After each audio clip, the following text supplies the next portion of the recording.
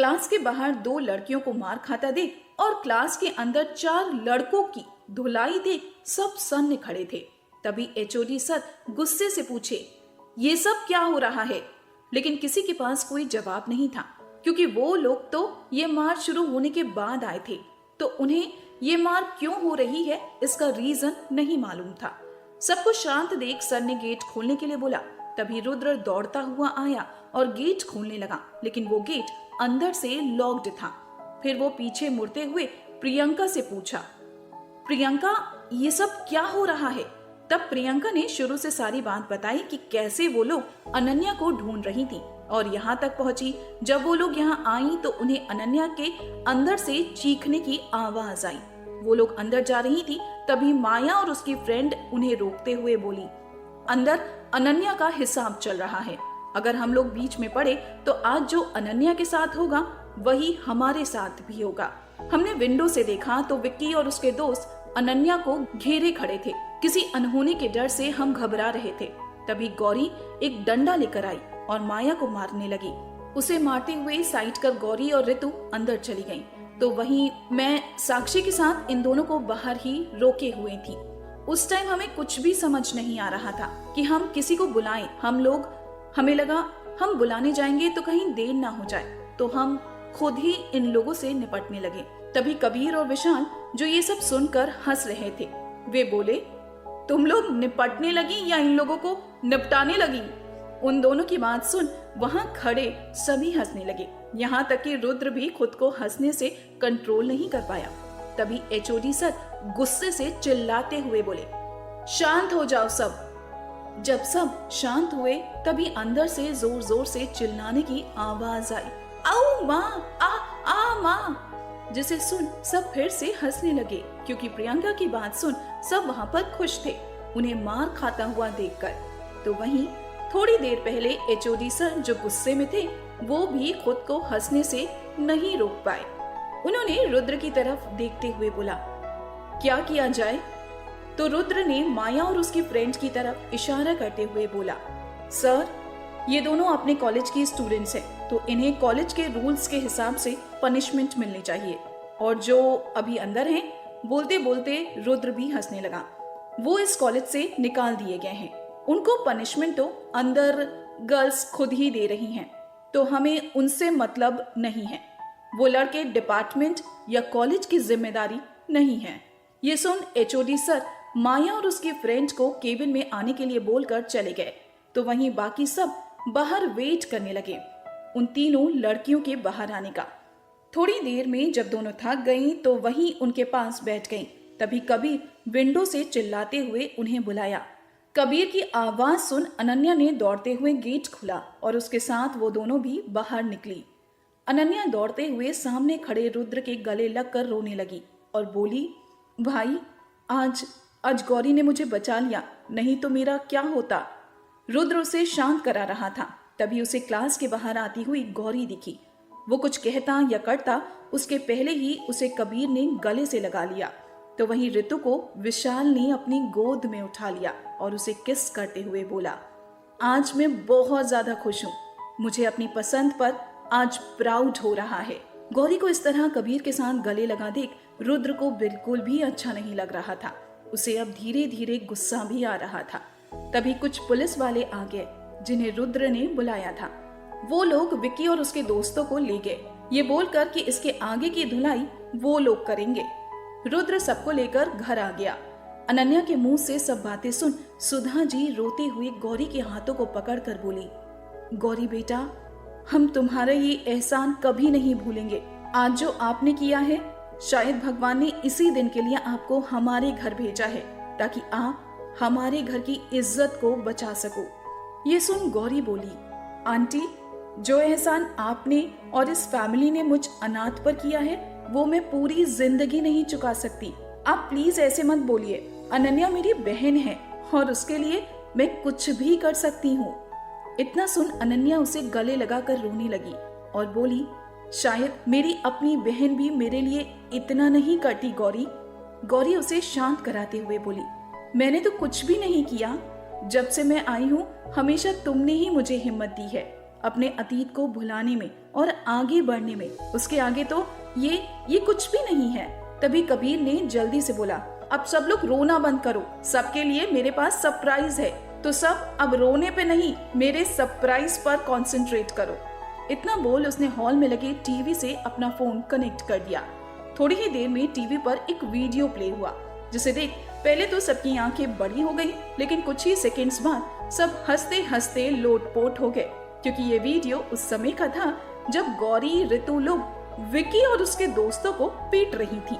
फिर दूसरा video class के बाहर का प्ले हुआ, जहाँ प्रियंका और साक्षी माया के साथ भिड़ी थी, उसके बालों को खींच अपनी लात घूंसे बरसा रही थी, जिसे देख सब फिर हंसने लगे।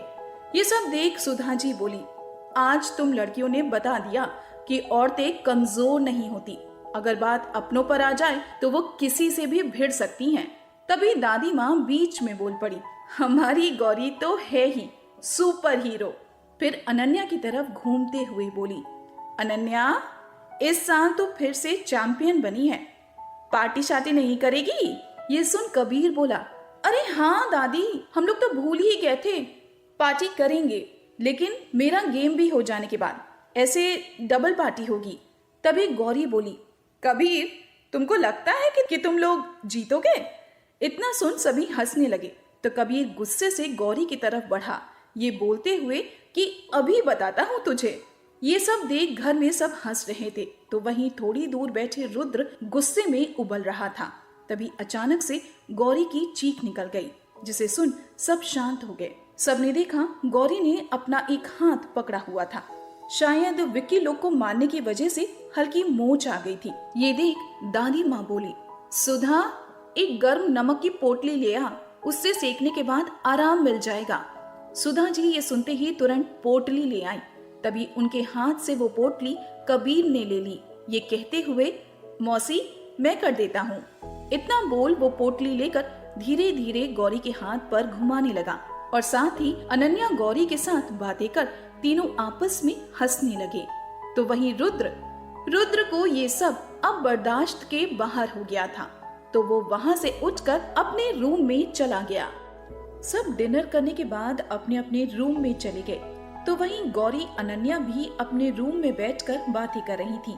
अचानक अनन्या को याद आया कि गौरी को आज डिजाइनिंग डिपार्टमेंट में बुलाया गया था, तो उसने गौरी से पूछा, आज डिजाइनिंग डिपार्टमेंट में क्यों बुलाया गया था तुम्हें?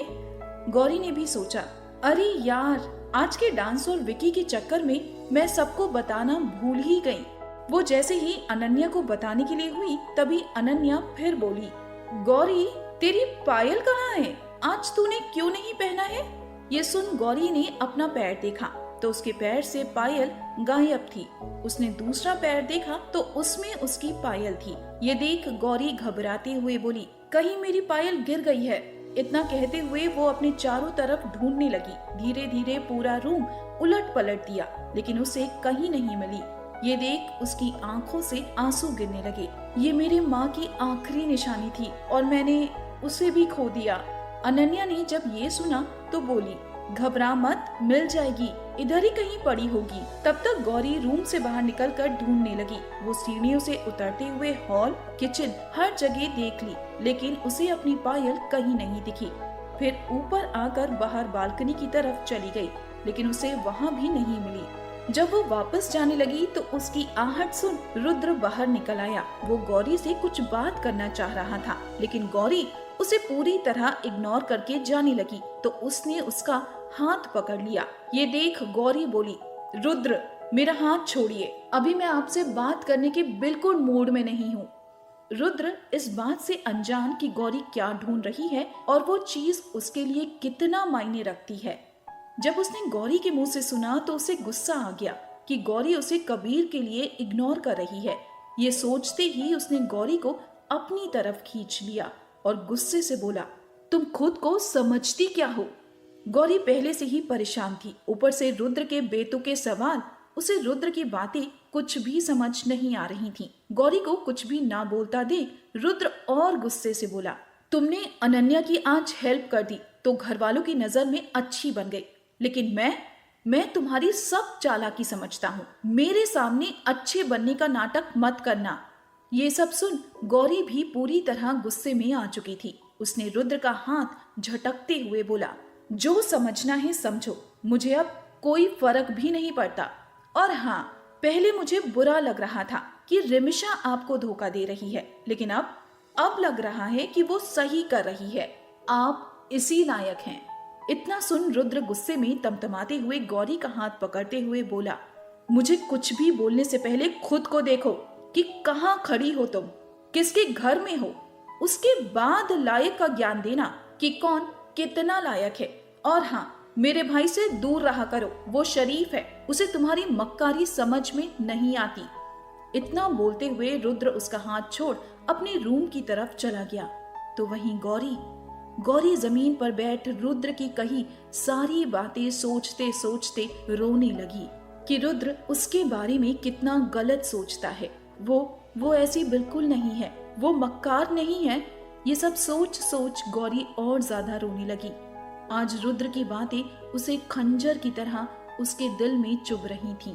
कुछ टाइम तक वो वहीं बैठे सोचती रही कि जब उसकी माँ थी तो कितना खुश थी वो, उसे किसी बात की टेंशन नहीं थी। लेकिन उनके जाते ही उसे लग रहा था जैसे उसकी जिंदगी ने भी कट्टी कर ली हो। पहले उसके चाचा चाची लोगों ने उससे कट्टी कर ली, अब उसे खुद इस घर वालों से कट्टी करनी पड़ेगी। तभी उसे अपने लंदन जाने की बात याद आई। उसने सोचा कि वो ये बात किसी को नहीं बताएगी। अगर अनन्या, सुधा आंटी या घर में किसी ने सुना तो उसे शायद इतनी दूर नहीं जाने देंगे।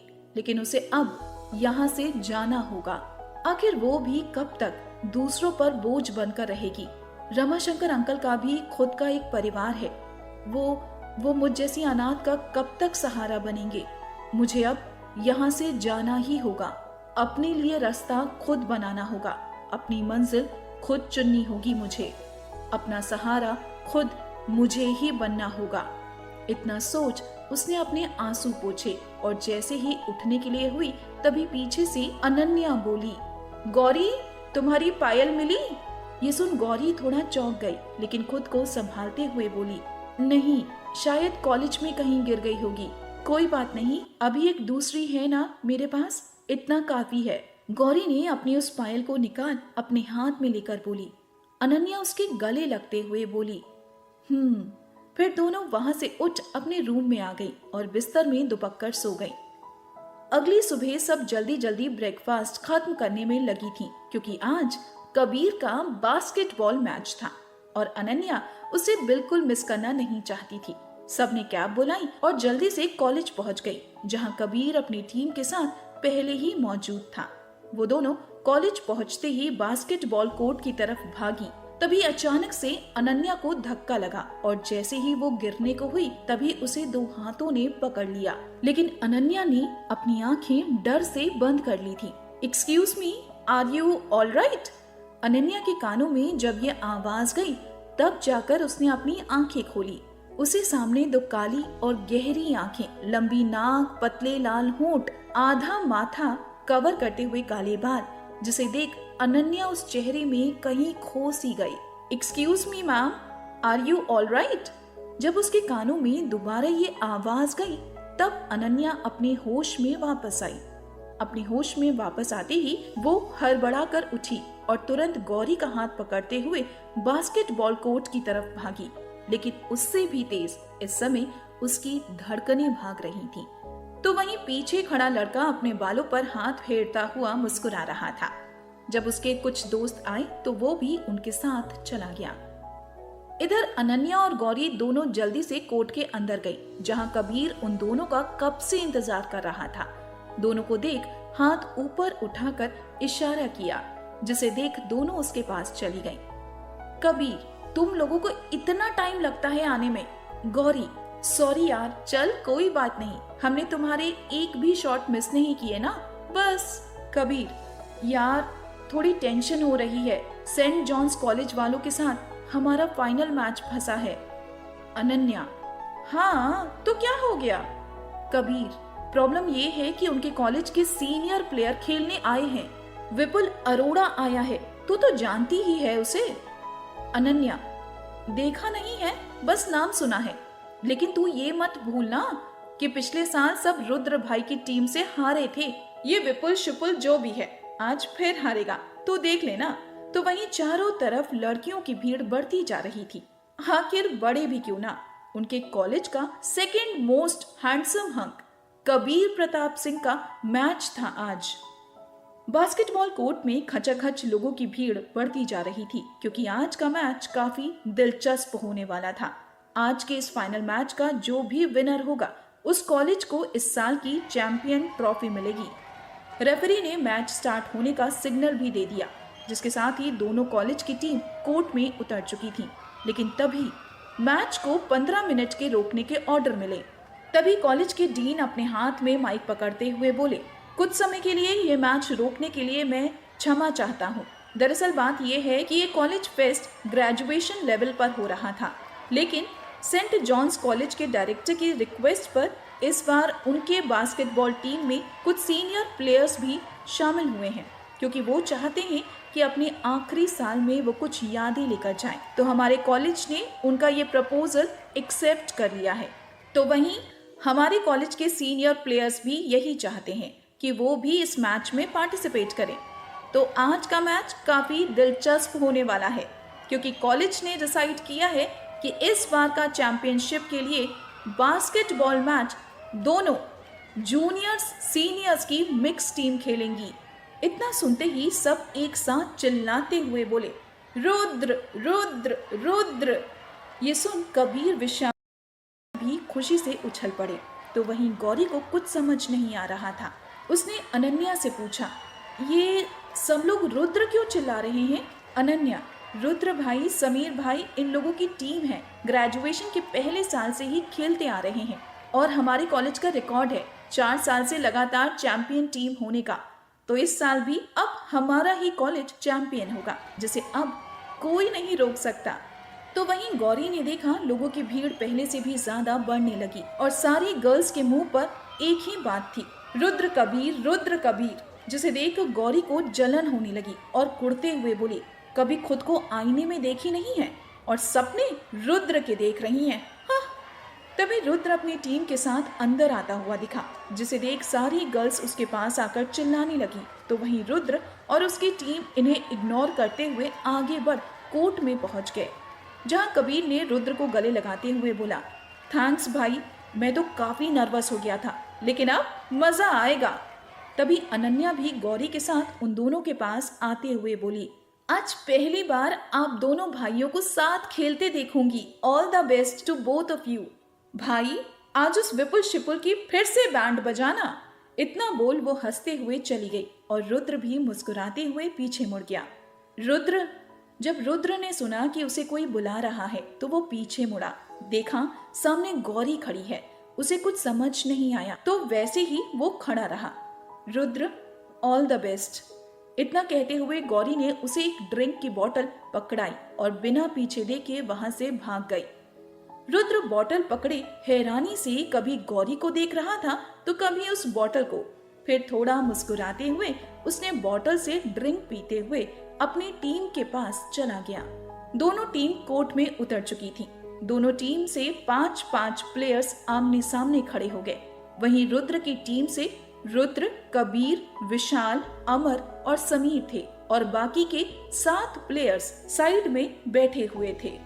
बास्केटबॉल का रूल भी यही कहता है कि एक टीम में 12 प्लेयर्स होते हैं, लेकिन कोर्ट में सिर्फ 5 खेलते हैं। जब उन 5 में से किसी को चोट लगती है या किसी कारण से वो नहीं खेलता, तब उन 7 प्लेयर्स में से कोई उसकी जगह लेता है। रेफरी के सिग्नल देने के साथ ही मैच शुरू हुआ। विपुल अरोड़ा ने फुर्ती के साथ बॉल अपने साइड कर लिया, जिसे देख सेंट जॉन्स वाले एक साथ खुशी से चिल्ला पड़े। आज विपुल की टीम काफी अच्छा खेल रही थी। बहुत सोच समझकर बॉल अपनी टीम को पास कराते हुए आगे बढ़ती जा रही थी और जैसे ही विपुल अरोड़ा ने बॉल को गोल करने के लिए ऊपर उठा, तुरंत कबीर ने भी उछलकर उस बॉल को समीर की तरफ पास कर दिया, जिस वजह से विपुल की टीम का एक गोल होते होते मिस हो गया। तो वहीं कबीर को ये स्टंट करता देख सब खुशी से कबीर कबीर चिल्लाने लगे। समीर ने तुरंत बॉल लेकर रुद्र को पास किया और रुद्र ने बिना समय गंवाए गोल कर दिया। अब मैच का रुख पूरी तरह पलट चुका था। दोनों टीम अपनी तरफ से बेस्ट दे रही थी, लेकिन इस 15 मिनट के मैच में रुद्र की टीम ने 11-7 से बढ़त कर ली थी, जिसके साथ ही फर्स्ट राउंड रुद्र ने अपनी टीम के साथ जीत लिया था। कुछ मिनट के ब्रेक के बाद रेफरी के सिग्नल के साथ ही मैच का सेकेंड राउंड स्टार्ट हुआ। इस बार सेंट जॉन्स वालों ने प्लानिंग की थी, उन्हें रुद्र को रोककर रखना होगा, जिसमें उनकी प्लानिंग सफल भी हो रही थी। रुद्र भी उनकी प्लानिंग समझ रहा था, लेकिन किसी तरह वो उनके बीच से निकलने का सोच रहा था और एक मौका मिलते ही वो जैसे ही निकला तभी अचानक से एक ऑपोजिट टीम के प्लेयर ने पैर फंसा दिया, जिस वजह से रुद्र जमीन पर गिर गया। उसके इस तरह गिरते ही गौरी, जो अनन्या लोगों के साथ फ्रंट रो में बैठी थी, रुद्र को गिरता देख रुद्र चिल्लाते हुए खड़ी हो गई और साथ ही साथ सब लोग ये देख खड़े हो गए थे, जिसे सुन रुद्र ने गौरी की तरफ देखा, जहां गौरी उसे काफी घबराई हुई दिख रही थी। ये देख अचानक से रुद्र के चेहरे पर स्माइल आ गई। इस तरह गौरी को उसके लिए परेशान होता देख रुद्र के दिल को अच्छा लग रहा था। गौरी को उसके लिए घबराता देख उसके चेहरे पर स्माइल आ गई थी, लेकिन बाकी लोगों को लगा कि रुद्र ठीक है, उसे चोट नहीं लगी है, तभी वो स्माइल कर रहा है। रेफरी ने भी इसे फाउल ना देते हुए एक्सीडेंट बोलकर मैच फिर से स्टार्ट होने का सिग्नल दिया। लेकिन वहीं कबीर, जिसने गौरी को इस तरह रुद्र के लिए परेशान देखा, तो आज उसे पता नहीं क्यों अच्छा नहीं लग रहा था। गौरी को इस तरह रुद्र के लिए परेशान देख आज कहीं ना कहीं ये बात कबीर को अच्छी नहीं लग रही थी। वो थोड़ी देर के लिए कहीं खो सा गया। वापस रेफरी के सिग्नल देने पर वो अपने होश में आया तो दौड़ता हुआ अपनी जगह पर जाकर खड़ा हो गया। सेकेंड राउंड में दोनों टीम बराबरी पे थे। आखिरी 2 मिनट का मैच रह गया, जहां रुद्र की टीम सोच रही थी ये राउंड भी जीतकर मैच यहीं खत्म करे, तो वहीं विपुल की टीम चाहती थी कि ये राउंड उनकी टीम जीते ताकि उन्हें एक मौका और मिले। आखिरी 2 मिनट का मैच स्टार्ट हुआ। दोनों टीम 12-12 पॉइंट्स के इक्वल पर चल रही थी। उनका एक गोल सामने वाली टीम का मैच बदल देता। दोनों टीमों ने काफी एड़ी चोटी का जोर लगा दिया था, लेकिन कोई सफल नहीं हो पा रहा था। आखिरी 30 सेकेंड्स का मैच रह गया था। अचानक से बॉल रुद्र के हाथ लगी। उसने अपने सामने कबीर को देख कुछ इशारा किया, फिर दोनों मुस्कुराते हुए एक दूसरे को बॉल पास करते हुए आगे बढ़े और लास्ट में कबीर ने गोल कर दिया। उसके गोल करते ही टाइम अप का भी सिग्नल मिल गया। सब एक साथ चिल्ला उठे क्योंकि रुद्र और कबीर ने मिलकर इस साल का भी चैंपियन ट्रॉफी अपने कॉलेज के नाम कर दिया था, जिसे देख अनन्या दौड़ते हुए रुद्र के गले लग गई और चिल्लाते हुए बोली, भाई यू आर दी बेस्ट। तो वहीं गौरी मुस्कुराते हुए बस खड़ी थी, जिसे देख कबीर ने अचानक से उसे गले लगाते हुए बोला, हम जीत गए गौरी। गौरी ने मुस्कुराते हुए कबीर को कांग्रेट्स बोला, तो बदले में कबीर ने उसे थैंक यू बोलते हुए फिर से गले लगा लिया। जब दूर खड़े रुद्र ने दोनों को गले लग हंसते देखा तो वो दूसरी तरफ चला गया। तो वहीं आज के मैच का प्लेयर ऑफ द मैच की ट्रॉफी कबीर को मिली। ये सब देख सब खुशी से चिल्ला रहे थे। तभी अनन्या के पास खड़े एक लड़के ने बोला, कांग्रेट्स, आपके दोनों भाइयों ने मिलकर उस विपुल शिपुल को हरा दिया। अनन्या ये सुन हंसते हुए बोली, थैंक यू, ये शुक्र मनाओ कि 2 राउंड में ही मैच खत्म हो गया, नहीं तो उस विपुल शिपुल की तो आज बैंड बज जानी थी। एंड तो तुम उस विपुल की टीम से खेल रहे थे ना, तुमने भी अच्छा खेला, बट बैड लक, तुम लोग हार गए। फिर अनन्या कुछ सोचते हुए बोली, तुम वही हो ना जो बाहर मुझे गिरने से बचाए हो? थैंक यू कोर्ट के बाहर मुझे गिरने से बचाने के लिए, वो मैं थोड़ा जल्दी में थी। ये सुन उस लड़के ने अपना सिर झुकाते हुए बोला, it's my pleasure ma'am. Ananya इस टाइम काफी खुश दिख रही थी। उसी खुशी में उसने अपना हाथ आगे बढ़ाते हुए बोला, hello my self Ananya, Ananya Pratap Singh. ये सुन उस लड़के ने भी अपना हाथ आगे बढ़ाते हुए बोला, हेलो मैम, माई सेल्फ, फिर थोड़ा रुकते हुए बोला, विपुल शिपुल अरोड़ा। ये सुन अनन्या वहीं सुन्न पड़ गई। उसके हाथ अभी भी विपुल के हाथ में ही थे, जो उसका नाम सुनते ही पूरी तरह से उसके हाथों में ही जम गए। उसके चेहरे की हंसी भी अचानक से गायब हो गई थी। उसके चेहरे पर सेकंड सेकंड पर एक्सप्रेशन बदलने लगे, जिसे देखकर लग रहा था कि कभी रो देगी तो कभी हंस देगी। ये देख विपुल हंसते हुए बोला, मिस अनन्या, आपने अपना हाथ ताउम्र मेरे हाथों में दे दिया है क्या? ये सुन अनन्या झेप गई। तभी गौरी आकर उससे बोली, तू यहाँ है और मैं कहाँ कहाँ ढूंढ रही हूँ, चल जल्दी, सब बुला रहे हैं हम दोनों को। इतना कहते हुए अनन्या का हाथ खींचते हुए ले गई। तो वहीं विपुल उसे जाता देख मुस्कुराते हुए बोला, अब तो आपसे फिर से मिलना होगा। फिर सबने ढेर सारी पिक्चर्स क्लिक करवाई और घर के लिए निकल पड़े, क्योंकि आज सब बहुत थक चुके थे। अब उनके अंदर हिम्मत नहीं थी दूसरा कोई कंपटीशन देखे। सब थके हारे घर आकर गिर गए। रात के डिनर के समय सब टेबल पर बैठे खाना खा रहे थे। तो वहीं अनन्या सबको मैच का आंखों देखा हाल पूरे स्टंट के साथ सुना रही थी।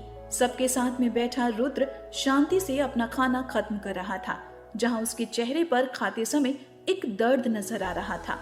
वो झुंझलाकर उठ गया और बोला, मेरा हो गया, मैं जा रहा हूँ सोने। उसके जाने के बाद सभी ने भी अनन्या का मैच सुन हंसते हुए अपना खाना खत्म किया और अपने अपने रूम में सोने चले गए। उधर रुद्र अपना शर्ट उतार शीशे के सामने खड़े होकर अपने कंधे पर लगी चोट को देख रहा था, जो मैच खेलते वक्त गिरने की वजह से लगी थी। तभी उसके दरवाजे पर किसी ने नॉक किया। देखा तो हाथ में कोई दवा लिए गौरी खड़ी थी। जब गौरी ने रुद्र को बिना शर्ट के देखा तो अपनी नजरें नीचे करते हुए बोली, आप ये दवा लगा लीजिए, आराम मिलेगा। इतना कहते हुए उसने अपना हाथ आगे बढ़ा दिया। ये देख रुद्र वैसे ही बिना शर्ट पहने उसकी तरफ आगे बढ़ा। तो वहीं गौरी अभी भी अपनी नजरें नीचे किए खड़ी थी, लेकिन रुद्र को अपनी तरफ आता देख उसकी धड़कनें जरूर बढ़ने लगी थी। वो ये देखते हुए अपने कदम पीछे करने लगी। तभी रुद्र आगे बढ़ उसकी कमर में हाथ डाल गौरी को अपनी तरफ खींच लिया, जिस वजह से गौरी पूरी तरह से उसके सीने से जा चिपकी। गौरी ये देख जैसे ही हटने को हुई, रुद्र ने उसे और कस के पकड़ लिया। उस समय दोनों की धड़कनें लग रहा था जैसे उनसे बगावत पर उतर आई हो। आज दोनों एक दूसरे की धड़कनों को महसूस कर रहे थे। तभी गौरी ने भी खुद को रुद्र के पास वैसे ही छोड़ दिया। रुद्र को भी आज काफी सुकून मिल रहा था, जैसे किसी प्यासे को सूखे रेगिस्तान में पानी मिल गया हो। तो वैसा ही कुछ हाल गौरी का था। वो सोच रही थी कि काश ये वक्त यहीं थम जाए। दोनों काफी समय तक एक दूसरे से ऐसे ही लिपटे खड़े रहे, एक दूसरे से बिना कुछ बोले, बस एक दूसरे की धड़कनें महसूस करते हुए।